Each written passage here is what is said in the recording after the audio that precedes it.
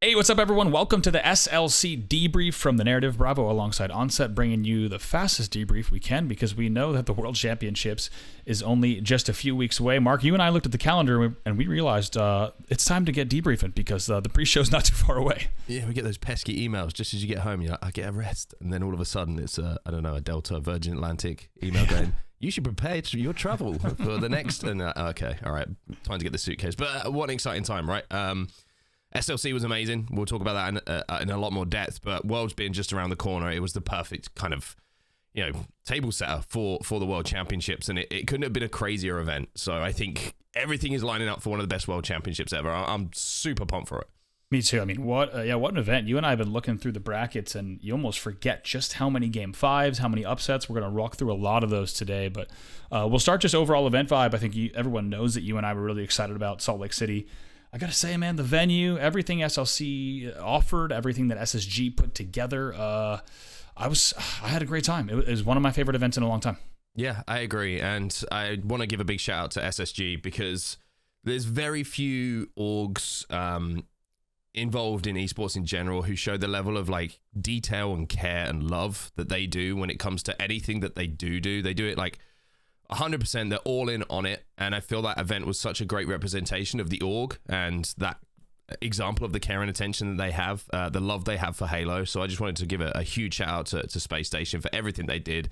I think everyone who went to that event was never without something to do. It was truly a special one, and it goes into one of my best events of all time. So I think we had some incredible Halo that matched it as well, but SSG, shout out to you. You really did put on something special. Yeah, and we know just how much kind of blood, sweat, tears, time went into it. You could just feel it, as you said, the culture of that event. It was amazing, so I agree. It's one of my favorite evers as well. Let's talk about one big takeaway. What's your top one from Salt Lake City? Oh, it's a tough one, isn't it? I think I'm going to look at the chasing pack, and it's usually we're looking at the top of the final standings for who we want to talk about and the big story coming out of it. But for me, it's just how tight it is. Full stop now, because we saw even the likes of FaZe getting dragged into big series with some of those chasing teams. We saw SSG almost out of top 12, against Cloud9, all of these kind of things. And then you're looking at teams like ITB taking FaZe to Game 5s. You're looking at Quadrant beating Pure, but then falling in the next round to Native. All of these things, it is just set up.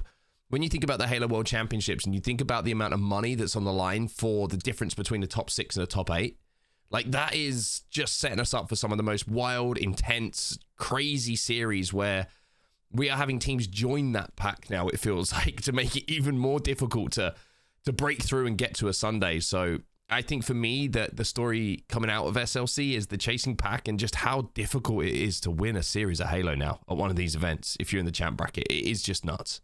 It really is. It feels like at Salt Lake, you start to get this feeling where you were no longer going to be surprised by anything going to a Game 5. I think over the course of the year, it's become more and more the case where you'll be maybe watching a match backstage and someone will come by and say, Cloud9 is in Game 5 with Team X. And now it's kind of the point where you're like, yeah, now we expect it because it feels like this season has like offered it all, without a doubt. I think for me, my big takeaway is SSG's ice and ability to perform. Right now, their ceiling, especially if you look at the kind of second best of 7, their ceiling seems untouchable right now. I think if all teams are firing at 85%, we're going to get close series. It seems that SSG has a very different tier that they have available. And man, did they ever show it in that second best of 7.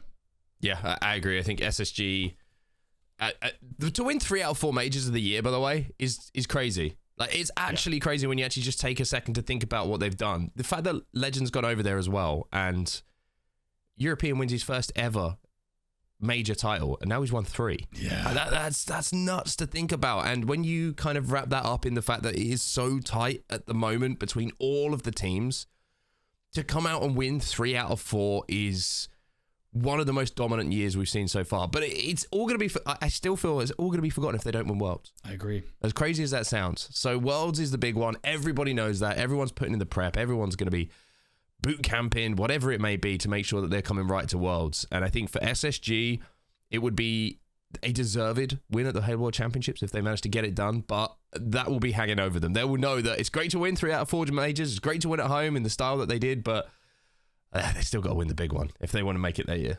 It's true. That transitions us perfectly into talking about the top four. And of course, unsurprisingly, we will start with SSG. Lots to talk about with their performance, with their entire bracket, their grand final. SSG's run, I mean, to lose to OpTic early on, and you heard Eco on the main stage say we probably shouldn't have lost that series, and then they would later go on to really prove that. Of course, only the second team to reset a bracket and win. I think you and I were optimistically, we're kind of always secretly hoping for a second best of 7 just because we like to see more Halo when things go down to the wire. But SSG's run, pretty unforgettable. It was, and for a number of reasons. You look at their pool play, it's 9-1. It's, they didn't have the toughest of pools, I would say, in comparison to some of the other teams. Mm-hmm. But dropping one game, they go into bracket play, and then we're like, okay, SSG are going to go on their little run. And then they have like this they lose the first round in the upper bracket. Game 5 to OpTic. They drop down to Elim, and we're like, what? Okay, OpTic. Okay, this is the OpTic we were waiting to see. This is a real OpTic. Yep. And then they go down to the elimination bracket, lower bracket round 1 for top 12, and it goes to Game 5 with Cloud9. And it's one of the most intense Game 5 finishes that we've seen. Now, we've had conversations about this. We spoke with a lot of the talent about this Game 5. How did Bound stay alive bottom middle? We will never know.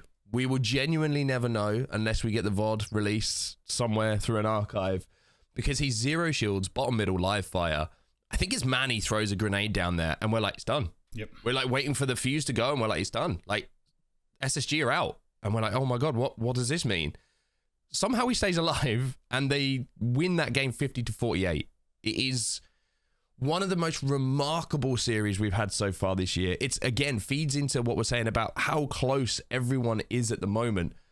But it also feeds into what you were saying about how icy they are in these tight moments in the big games. And how different the landscape could be going into Worlds if SSG would have fallen out top 8. It's crazy. Top 12. Sorry, top not 12 even top 8. Been. Top 12. Like, that's unthinkable. It really is. So they managed to make it happen. And then they go on this run where they beat ITB, who were pretty hot at that point as well. They beat Complexity, who had a pretty good tournament by their own, their best tournament of the year. Then they go and play against FaZe, and they win that 3-1. They 3-0 Shopify Rebellion. They're just picking up all this steam, all this momentum, and then they reset the bracket against OpTic. And I will say again, by the way, about OpTic, that was the first time I feel I've seen OpTic this year and believe they could win a tournament. Mm-hmm. They looked really, really good all the way through, even in that first series and that final. But SSG, that run, and I think Bound said it, like, that was the craziest and best win of his career, because what they had to go through is like, it's crazy. Just one grenade away from top 12, and they win it. It's fairy tale stuff. It really is. I couldn't believe it. I think, Manny was bottom mid on Keydor. I believe Septify is the one who bodied Bound from scoreboard. What's funny is when I watched that, I knew Bound was going to peak a second time. I think anyone who's watched this game long enough knew that Bound was going to peak again. Bound gets bodied on a quick scope.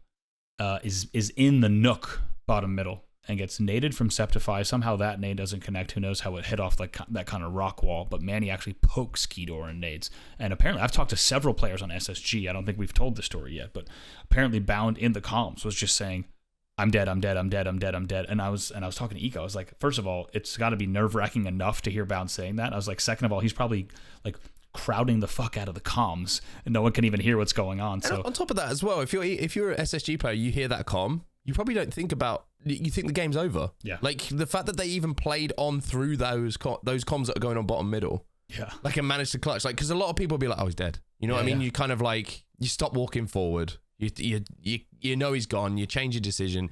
It's just wild. Genuinely wild. Yeah, and an unbelievable, unforgettable grand final as well.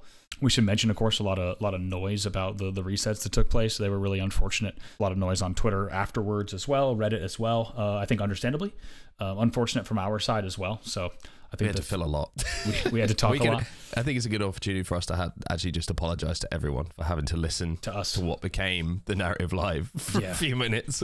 We don't usually do that. Usually we have like a little script that we follow to make sure we hit everything. But when we're off the cuff, it can get a bit weird. So apologies for that. Yeah, and we have no doubt that it did get weird. It probably did get weird. It did. But yeah, I think the best thing to say, looking forward, optimistically, is cannot wait to see these two play again, because the trash talk, it feels like after all of that, and then the trash talk with the resets, like the ante has been upped. For all of that to be now at the World Championships is even spicier. I agree. And I want to just quickly highlight one of the plays that we saw on that live fire ball from Legend bottom middle.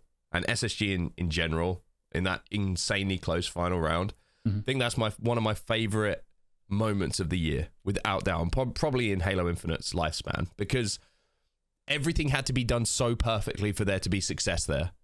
Dead Zone misses the no scope, and he hits that, it's over. But for Legends to just play that situation in the way that he did, even the silly things like Formal's last alive inside a garage, right? And he has repulse.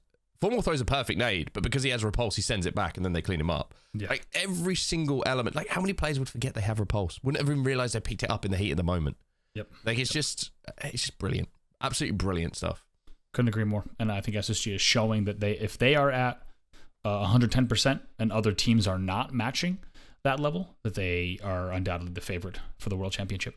It brings us to OpTic. We mentioned them, of course, just now, as you must through talking through that grand final.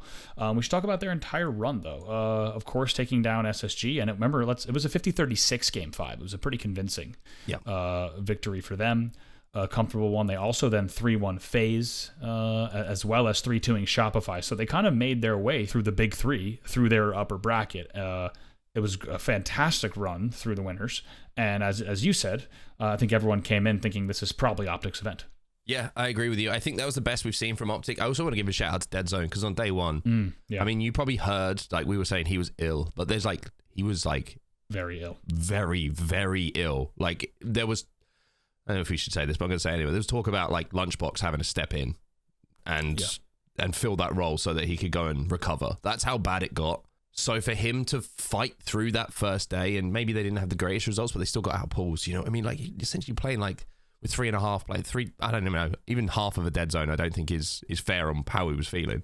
Right. But to get through that day, get into champ bracket, and then go on that run that you just mentioned, beat SSG, beat FaZe, beat Shopify, and get to that final, it's, like I mentioned, I think it's the first time I felt like OpTic have shown the form where I believe they can win a tournament, not just get to a final. But the story still coming out of the event is it's another second, right? It's another second, and it must really grate on them. But I also feel like the good thing for OpTic is there is this fire afterwards. Yeah, they do feel like it was unjust. They do feel like the world was against them in that final, and I think that will fire them up and maybe set them on the path to redemption and like proving a point at Worlds instead of feeling sorry for themselves. So I think it's like almost a good thing it happened now instead of at Worlds. Yeah, I'm of two minds. Yes, it's another second, and I think that's going to be the story on the headline.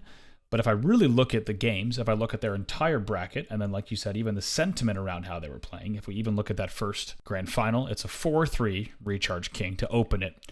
If simply that hill goes to OpTic, OpTic's leading 3-0 after game 3. Yep. So it was also a 49-47 Recharge. Yes, it's a second place on paper. I think it's a very different second place, that goes without saying. And I think, man, if you just look at that, I mean, you're talking about one hill and 2 kills. Yeah. The difference being a 4-1 OpTic win.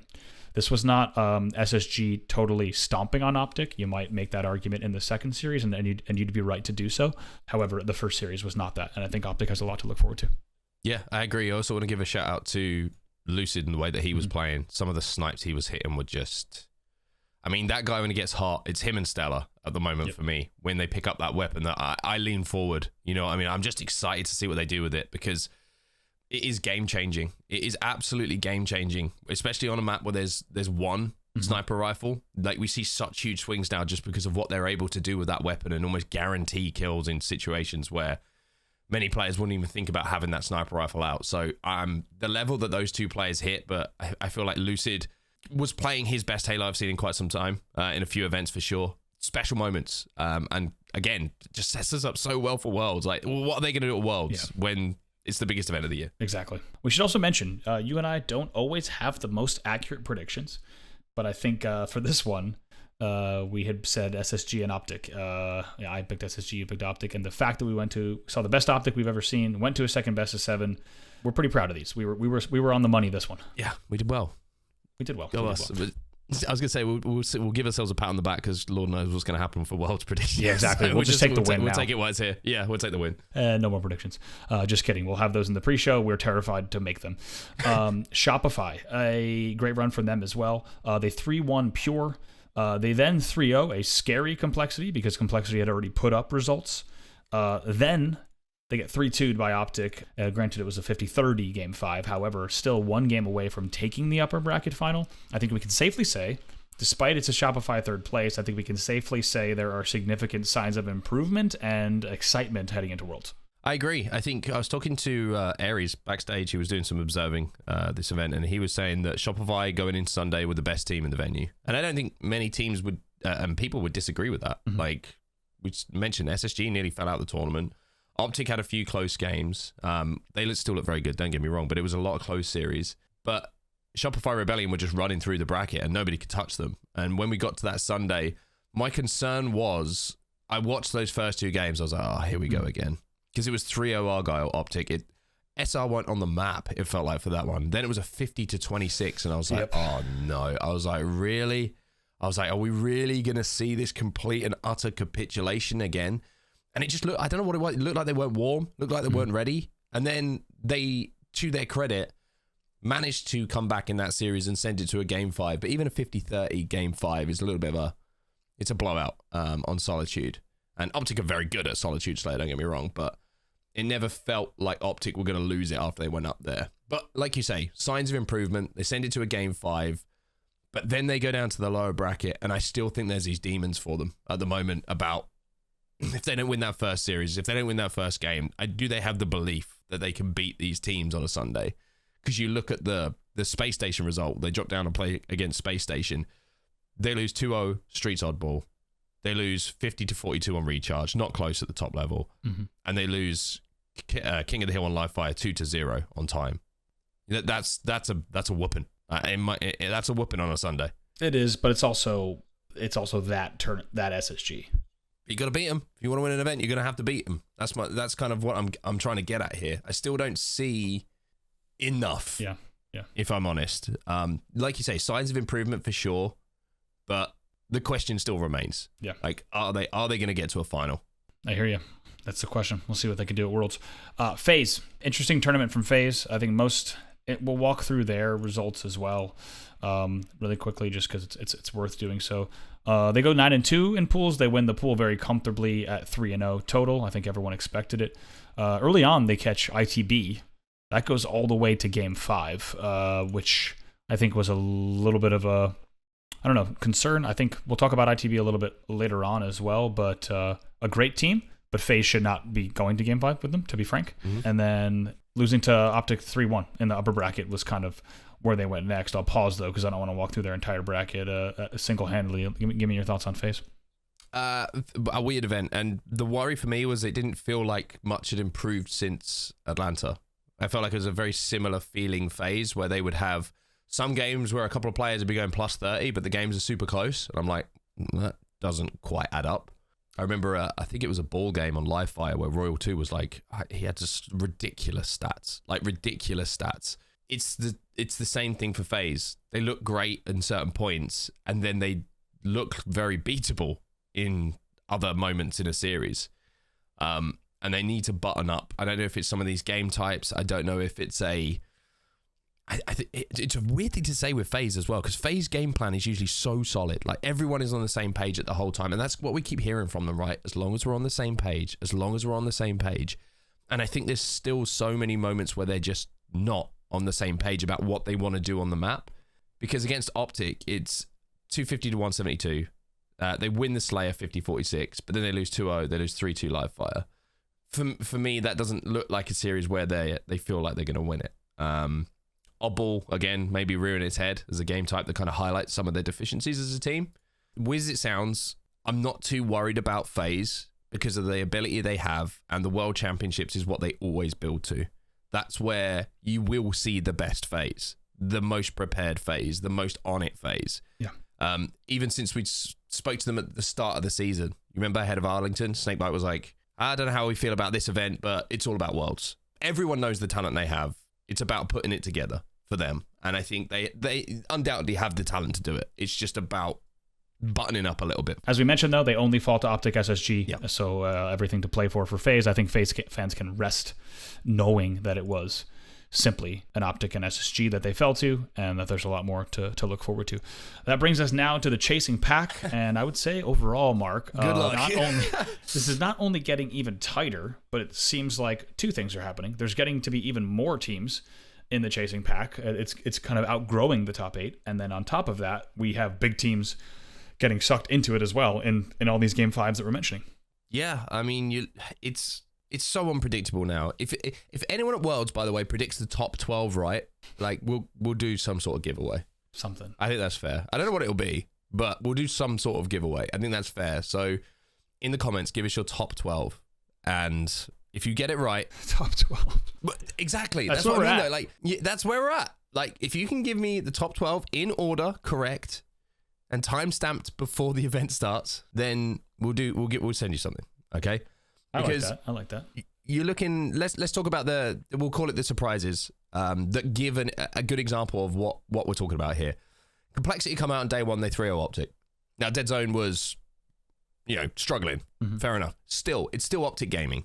Yeah, exactly. It's still OpTic gaming, and Dead Zone at 10% is better than most players are. They go on to get top 6, which is their best finish of the entire year. In Complexity, I said it on the desk, I've had nothing good to say about Complexity all year. And they haven't given me any reason to. But they get top 6. The other team who gets top 6 and goes on some crazy elimination bracket run, first time they get into pools this year, is Native Gaming. Yep. They beat Alpha Esports, they beat Quadrant, and then they fall to FaZe. Mm-hmm. And then another crazy example of how ridiculous it is, Pure. Yeah. Pure get top 12 this event. They lose to Quadrant 3-0. Yeah. And then you've got a team like C9, who we've already mentioned, like had a crazy series against Space Station. But ITB is the one for me, because I feel like ITB probably played their best Halo of the entire year. And they got top 8. They went game 5 with FaZe in the upper bracket. They went to game 5 with Sentinels and won that one. And then they lost to Space Station, who they would have been like, why a Space Station here? Yeah, exactly. when they went into that next round. And I think it's crazy to think, right? The brackets are so influential at the moment on where teams are placing, because you compared that run that ITB have to go through. ITB in the bracket had to play FaZe, Sentinels, and Space Station. Crazy. And then you look at, and I mean this with all due respect, don't get it twisted. You look at the run that Native Gaming, they play Alpha Esports, they play Quadrant, and then they lose to FaZe, and they get top 6. Mm-hmm. So I think it's just such I don't know how to, what the word is. It's a war. Like, it's an absolute war at the moment to get through there. And you are just praying that one of these big teams doesn't lose a series early on. Yeah. Because that just throws another spanner in the works. Like, Space Station, lower bracket round 2, kind of feel for ITB. They're like, got to play them at some point, I'm sure, if they want to win an event, but still, it's crazy. Like, and then you got Quadrant. I don't know what to make of Quadrant at the moment. They beat Pure 3-0, who were Pure, the team that we were gassing up going into this event, as like, maybe they're going to be another team who can challenge towards a Sunday. They get knocked out by Quadrant, and then in the next round, Quadrant leads 3-1 to Native. And it's like, what is going on there? It's such as I say, completely unpredictable. Not sure where team ceilings are and what teams actually in that pack will beat each other if they match up. I don't know what your thoughts on it are, but it's wild. Like, it's wild to watch these series go down. Yeah, I think games in pools have never been, obviously pools, the series in pools are important, but games in pools have never been more important. Because as we've mentioned before, there are times where pool play hasn't really mattered much to professional Halo. And now it's the complete opposite. When you have a team like SSG in lower bracket round 1. Another example of what you're saying in pools here, if you look at pool A, SSG won it. Mm-hmm. Alpha Esports was second. Exactly. In that pool, above Sentinels. Yeah. So like that's what we're talking about. Where like pool play becomes so important now to your bracket, because Sentinels straight into the elimination bracket, and they play Into the Breach, who just come off of a game 5 of FaZe. So they're playing like a very, very high level. Mm-hmm. And it's tough to get into that series straight away if it's your first series. So I don't know. Like, pool play has become more important than ever, in my opinion. Definitely. And luckily, because we already have pools in the upcoming pre-show, which is not too far away, we'll be able to dive into each of those pools and kind of break down where the madness is going to lie. We'll save that, of course, for the pre-show, but that's going to be a lot of fun to talk about as well. It's everything to play for. And these are the kind of the moments that not only a lot of dollars, but a lot of careers are made out of. It is. You are under the microscope now in Halo Infinite. Yep. For every single decision, every single play, every single shot that you take. And it's never been closer. I don't know if it ever will be closer than this. It is set up for the greatest world championships ever. It is. And I think what's interesting too is every player at this event, us as well, I think a lot of fans included, but every player specifically, I think when they are at this event, if they hear that anyone that we just mentioned in the chasing pack takes any of the top 4 to a game 5, like it is no longer a surprise. You're going to actually see players just shrugging that off and being like, that's where this game is. And I couldn't agree more. It's a really exciting place to be. This is presumably, I mean, you remember the World Championships that Halo Infinite has already brought us, have brought some pretty crazy lower bracket runs, some big upsets. This one is not only going to be no exception, but it's safe to wager that it will have some of the biggest surprises yet in store for the entire season, which is certainly saying something. I think we should go through the qualifications just to kind of recap them before we close the show. Yep. So qualifying through the top 8 of Salt Lake City, we'll run through those first. It's going to be SSG, OpTic, Shopify, FaZe, Complexity, Native Gaming, ITB, and Quadrant. And then from there, we go to the top 4 HCS points teams. So Pure made it through on HCS points. They're going to be very glad just because of that dicey finish. Of course, they're still going to get in on points due to a huge finish that they had. Team Lethal Fox, that's going to be, just in case anyone doesn't remember the squad, that's going to be the common Rami squad on HCS points as well. C9 coming in on HCS points. And lastly, from NA, it's going to be Sentinels, also on HCS points. There were 4 LCQ teams as well that made it in through actual competition at SLC. That's going to be Alpha Esports, the all-Mexican squad. Mindfreak, of course, the ANZ guys. You also have Ascending Baseline EU. That's Moz & Co. coming in on the LCQ. And lastly... Is it Ascending or is it Ascend Baseline? We're still waiting to decide what they're going to be called. It feels like it changes each time. It feels like it changes each time. And then also Dark Inside. That is the Descendant Onboard squad coming in on the LCQ as well. Not surprising to see them at the World Championships either. Can't wait to break down the pools. Mark, any final words coming out of Salt Lake City? Again, thank you to SSG for Salt Lake. It was one of my favorite events ever. And we could not be more excited about the Halo World Championships and what's in store. And again, predictions, top 1 through to 12. If you get it right, I'll send you something. Don't know what it'll be. Could be Halo related. Could not be Halo related because I haven't thought this through properly. But if you get it right, you're a genius. It's as simple as that. And I won't get it right. I can guarantee that. That's it's exciting because I'm both equally excited to see the predictions themselves, and then I'm also excited to see what you send anyone. What turns up in the mail. Yeah. Could not be more excited for the World Championships. We will have a lot more breakdown coming in the Halo World Championship pre-show, the first of its kind. All that and more is, of course, on the way. Thank you guys for checking out the debrief, and we'll be back again with the Halo World Championship pre-show very soon.